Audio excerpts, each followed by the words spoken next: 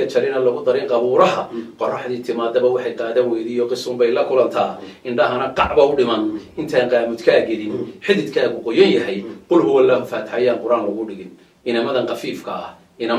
qafiifka ah madaxii qodxaystee sida qalanjarnaageed barhkood qaatay masarada dhegahana qodobku ugu jiro waa midaan sharcigu qorin qaadacaysa diintuna ka qalooday dhaqankii haddii aan qiyaasana qarni weeye baaba'ay qaaradeenni maahoo ma galaan qareenkeen kuwii hore qisaasmiyo qoomaluud walaalkood ayay qolo wadaagaan qabka kalena waa been oo may helin quluub wacan togu qurun ka buuxiyo qawbay ku daateen goblan qaad wixii dhalay